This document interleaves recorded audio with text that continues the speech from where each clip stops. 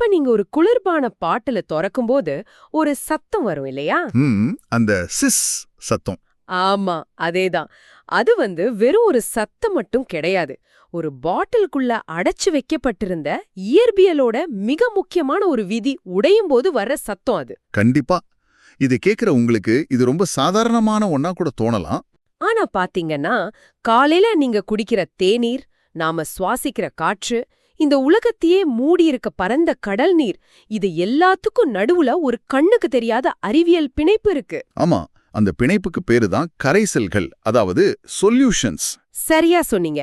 இன்னைக்கு நம்மளோட இந்த ஆழமான அலசல்ல இந்த கரைசல்களோட உலகத்துக்குள்ள தான் நாம் ஒரு பயணம் போக போறோம்.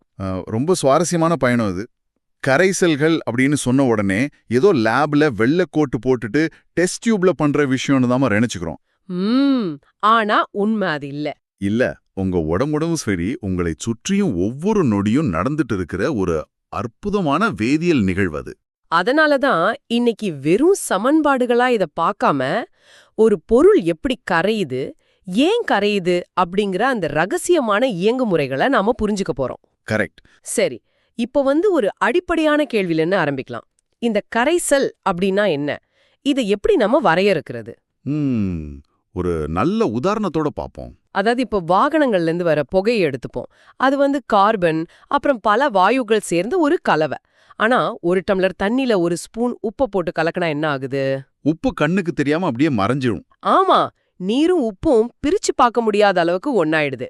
இதத்தான் அறிவியல்ல ஒருபடித்தான கலவை அப்படின்னு சொல்றாங்களா? மிகச் சரியா சொன்னீங்க. இப்ப அந்த புகையை நீங்க உற்று கவனிச்சீங்கன்னா, அதுல இருக்கிற தூசு, கார்பன் துகள்கள் எல்லாத்தையும் உங்களால பிரிச்சு பார்க்க முடியும். அது பலபடித்தான கலவை. ஆமா, ஆனா உப்பு தண்ணியை குடிச்சு பார்த்தாதான் அதுல உப்பு இருக்குன்னே உங்களுக்கு தெரியும். கண்களால பார்த்து உப்பை பிரிக்க முடியாது. அந்த அளவுக்கு அது இரண்டும் ஒன்றோடு ஒன்று கலந்துடுது. ஓ, அந்த ஒருபடித்தான கலவையை தான் நாம கரைசல் அப்படின்னு சொல்றோம். எக்ஸாக்ட்லி. இந்த கரைசலோட உடற்கூறியலை பாத்தீங்கன்னா இதுல அடிப்படையா ரெண்டே விஷயங்கள் தான் இருக்கு. ஒன்னு கரைப்பொருள், அதாவது சால்யூட். ஆமா, இன்னொன்னு கரைப்பான், சால்வெண்ட். ஓகே, இத நான் இப்படி புரிஞ்சுக்கலாமான்னு பாருங்க. ஒரு கரைசல்ல எது குறைந்த அளவுல இருக்கோ அது கரைப்பொருள், எது அதிக அளவுல இருக்கோ அது கரைப்பான். கரெக்ட். இப்ப நீங்க சொன்ன அதே உப்பு தண்ணி எடுத்துக்கிட்டா, ஒரு ஸ்பூன் உப்பு அப்படிங்கிறது கரைப்பொருள், ஒரு டம்ளர் தண்ணி அப்படிங்கிறது கரைப்பான். ஆமா, சிம்பிளா அப்படி சொல்லலாம். இத இன்னும் சுவாரஸ்யமா புரிஞ்சுக்க நான் ஒரு கற்பனை உதாரணத்தை சொல்லலான்னு இருக்கேன். சொல்லுங்க, கேப்போம். இப்ப ஒரு பெரிய காலி அறைய நீங்க கற்பனை பண்ணிக்கோங்க. அந்த அறைய நாம கரைப்பான் அப்படின்னும், உள்ளே வர்ற மக்களை கரைப்பொருள் அப்படின்னு வச்சுப்போம். மக்கள் அந்த அறைக்குள்ள பரவி உட்கார்றத கரைதல் அப்படின்னு சொல்லலாம் இல்லையா? ரொம்ப அழகான உதாரணம். ஆனா இங்க நாம இன்னும் கொஞ்சம் ஆழமா பார்க்க வேண்டிய ஒரு விஷயம் இருக்கு. என்ன அது? மக்கள் அறைக்குள்ள வராங்க, சரி. ஆனா அவங்க எப்படி அந்த அறையோட மூலை முடுக்குக்கெல்லாம் போறாங்க? அதாவது நீர் அப்படிங்கிற கரைப்பானுக்குள்ள உப்பு எப்படி கரையுதுங்கிற அந்த நுண்ணிய அறிவியலை நாம கவனிக்கணும். உள்ள என்ன நடக்குது?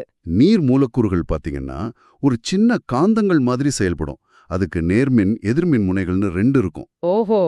நீங்க உப்ப தண்ணிக்குள்ள போட்ட உடனே இந்த நீர் காந்தங்கள் என்ன பண்ணும்னா, உப்பை சுற்றி கொண்டு சோடியத்தை ஒரு பக்கமும் குளோரைட மறுபக்கமுமா பித்து இழுக்கும். வாவ், பாக்குறதுக்கு ஒரு கண்ணுக்கு தெரியாத காந்த போர் நடக்கிற மாதிரி இருக்கு. ஆமா, அப்படி மூலக்கூறு அளவுல உடைக்கப்பட்டு அந்த நீர் முழுவதுமா சீரா பரவுறத தான் நாம கரைதல் அப்படின்னு சொல்றோம். இது கேட்கவே ரொம்ப பிரம்மாண்டமா இருக்கு. ஆனா எனக்கு ஒரு சந்தேகம். என்னோட அறை உதாரணத்துல எல்லா இடங்கள்லயும் தண்ணி மட்டுமே அறையா இருக்க முடியுமா? அதாவது நீர் மட்டுமே கரைப்பானா இருக்க முடியுமான்னு கேக்குறீங்க? ஆமா, நீர் ஒரு உலகளாவிய கரைப்பான் அப்படின்னு நான் படிச்சிருக்கேன். அதுக்காக வேற அறைகளே கிடையாதா என்ன? ரொம்ப நல்ல கேள்வி. அந்த மாயைய முதல்ல நாம உடைக்கணும். நீர் ஒரு சிறந்த கரைப்பான் அப்படிங்கிறது 100% உண்மை. ஆனா அது மட்டுமே கரைப்பான் கிடையாது. அப்ப வேற என்னெல்லாம் இருக்கு? நீரை தவிர்த்த மற்ற திரவங்கள் கரைப்பானா செயல்பட்டா அதை நீரற்ற கரைசல் அப்படின்னு சொல்றோம். அதாவது non aqueous. Alcohol, benzene, carbon disulphide இதெல்லாம் அதுக்கு சில உதாரணங்கள். ஓ, அப்ப தண்ணிக்கு பதிலா இதெல்லாம் யூஸ் பண்ணலாம். ஆமா, இப்போ சல்ஃபர் கந்தகம்னு சொல்லுவோம் இல்லையா, அதை நீங்க தண்ணில போட்டா கரையாது. அதாவது என்னோட உதாரணப்படி சல்ஃபர் அப்படிங்கிற மக்களுக்கு தண்ணிங்கிற அறைக்குள்ள நுழைய பெர்மிஷன் இல்ல.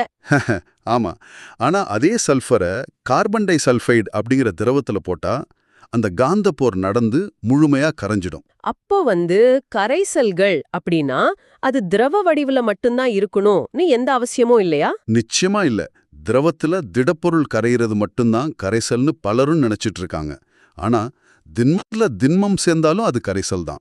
திண்மத்துல திண்மமா? எப்படி? இப்ப தங்க நகைகள் செய்றாங்க இல்லையா, தூய தங்கத்தோட காப்பர் அப்படிங்கிற உலோகத்தை சேர்ப்பாங்க. அந்த உலோக கலவை கூட ஒரு கரைசல் தான். ஓ, இத நான் யோசிச்சு கூட பார்க்கல.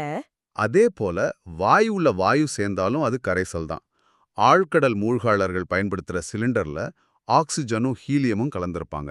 அதுவும் ஒரு கரைசல் தான். ஒரு திடப்பொருள் இன்னொரு திடப்பொருளுக்குள்ள கரைஞ்சிருக்கு அப்படிங்கிற சிந்தனையே கேட்க ரொம்ப ஆச்சரியமா இருக்கு. கண்டிப்பா. சரி, இப்ப எந்தெந்த பொருட்கள் எதுல கரையும், அது எப்படி வேலை செய்யுதுன்னு பார்த்துட்டோம். ஆனா நான் மறுபடியும் என்னோட அந்த அறை உதாரணத்துக்கே வரேன். சொல்லுங்க. ஒரு அறைக்குள்ள எவ்ளோ மக்களை தான் அடைக்க முடியும்? ஒரு கட்டத்துல இடம் பத்தாம போகும் இல்லையா? அதே போல ஒரு கரைப்பான்ல எவ்ளோ கரைபொருளை தான் நம்ம கரைக்க முடியும்? அந்த எல்லை எப்படி முடிவாகுது? இத அறிவியல்ல கரைதிறன், அதாவது சால்யூபிலிட்டி அப்படின்னு சொல்றோம். இத 3 வகையா பிரிக்கலாம். தெவிட்டிய கரைசல், தெவிட்டாத கரைசல், அதிதெவிட்டிய கரைசல். இத ரொம்ப துல்லியமா அளக்க முடியும்.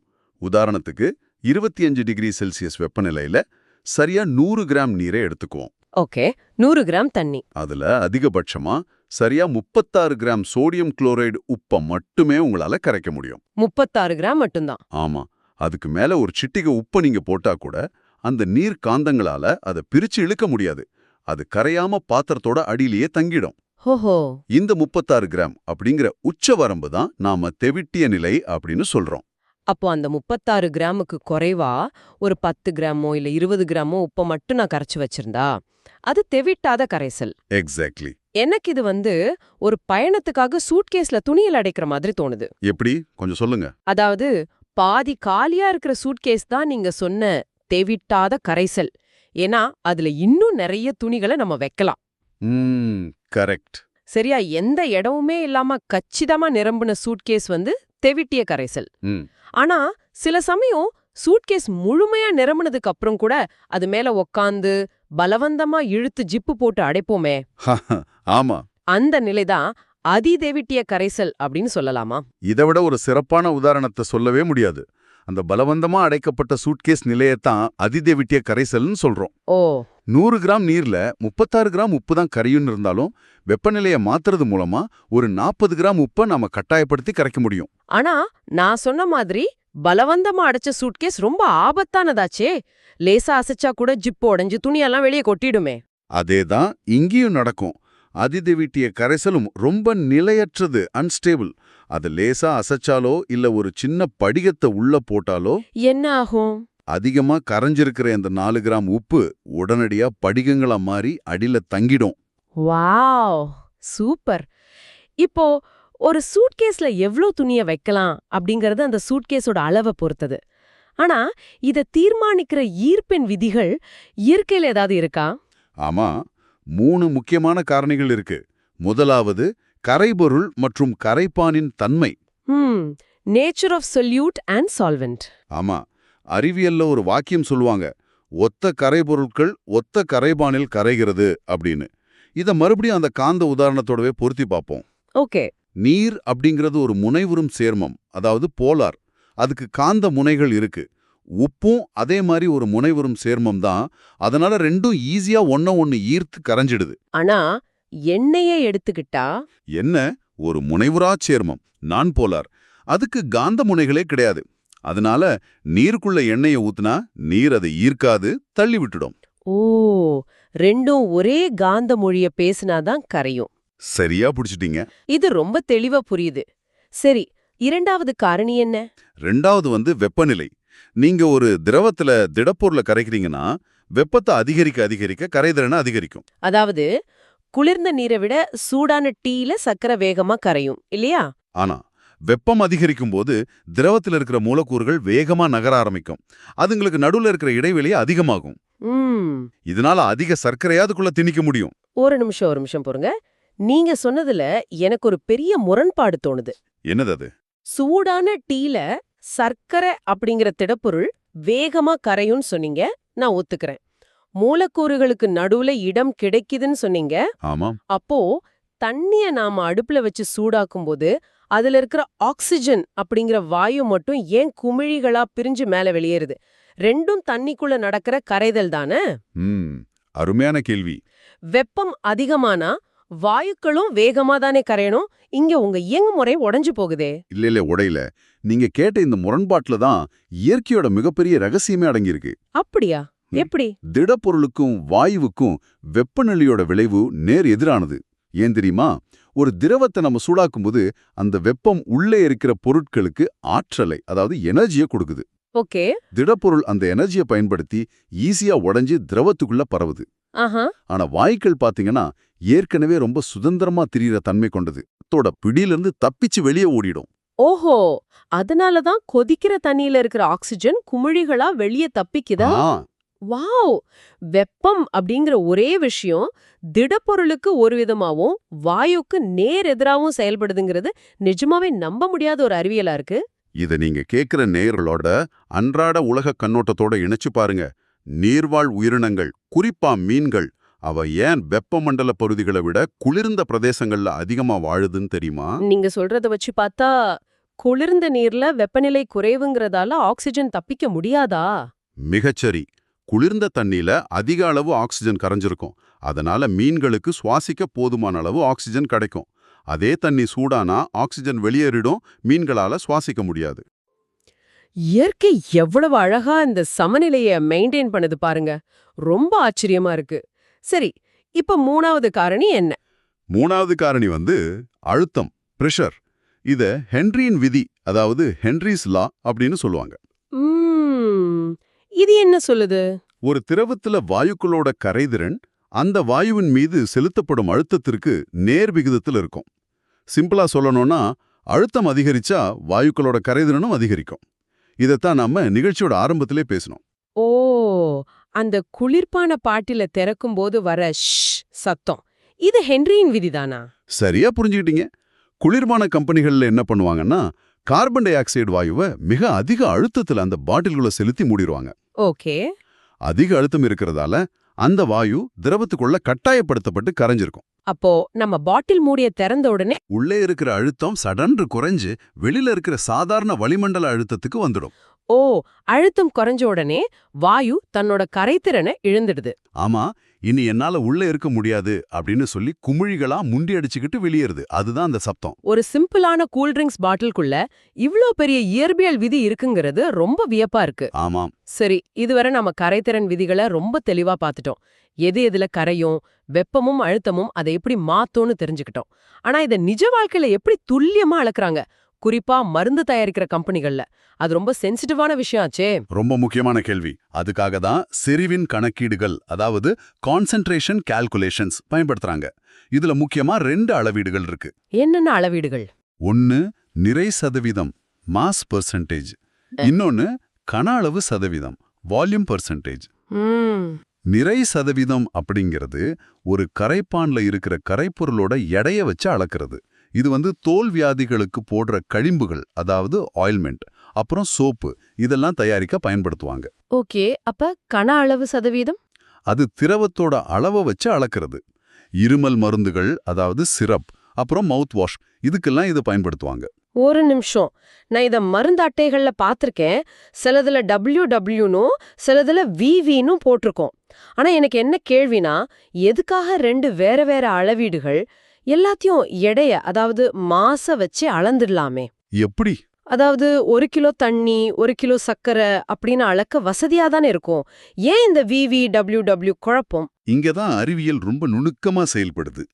திடப்பொருட்களை நாம ஈஸியா எடைய வச்சு அளந்துடலாம். ஆனா திரவங்களை எடைய வச்சு அளக்கிறதுல சில சிக்கல்கள் இருக்கு. என்ன சிக்கல்?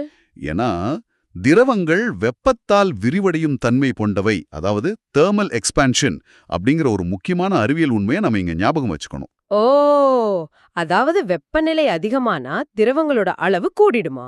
ஆமா, 1 லிட்டர் திரவம் அப்படிங்கிறது கோடை காலத்துல வெப்பத்தால கொஞ்சம் விரிவடைஞ்சு அதிக கன அளவை காட்டும். குளிர்காலத்துல அதுவே சுருங்கிடும். ஓஹோ.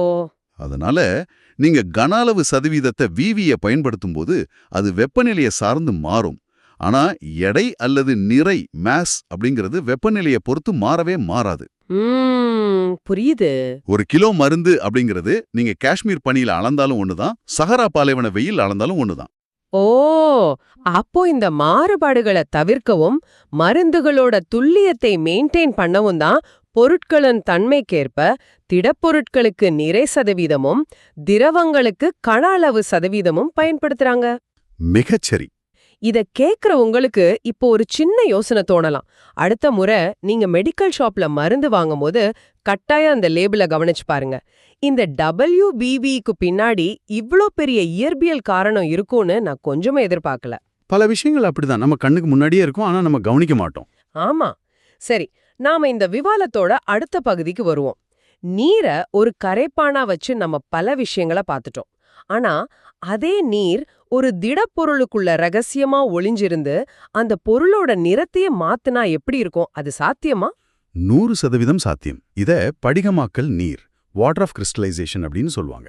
அதாவது தண்ணி படிகமா மாறுதா? இல்ல, சில சேர்மங்கள், குறிப்பா உப்புக்கள் படிகங்களா மாறும்போது தங்களுக்குள்ள சில நீர் மூலக்கூறுகளை ரகசியமா சிறைப்பிடிச்சு வச்சுக்கும். இதுக்கு நீரேறிய உப்புக்கள்னு பேரு. இதுக்கு ஒரு சிறந்த உதாரணம் காப்பர் சல்ஃபேட் பென்டாஹைட்ரேட். ஓ, அது பாக்குறதுக்கு ஒரு அழகான அடர் நீல நிறத்துல இருக்குமே, மயில் துட்டம்னு சொல்வாங்களே, அதுதானே? அதேதான். அந்த அடர் நீல நிறத்துக்கு காரணமே அதுக்குள்ள ஒழிஞ்சிருக்கிற அந்த 5 நீர் மூலக்கூறுகள் தான். அப்படியா? ஆமா.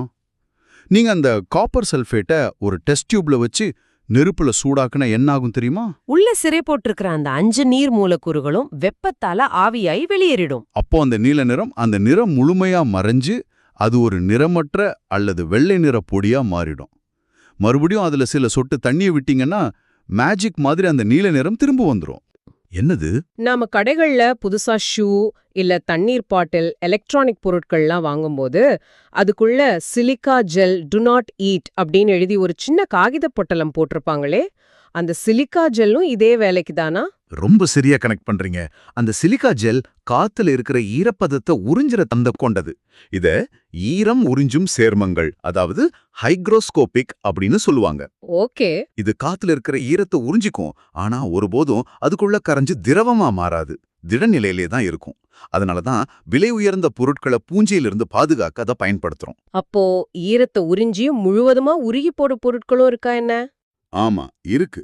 அத ஈரம் உறிஞ்சு கரையும் சேர்மங்கள் அப்படின்னு சொல்லுவாங்க.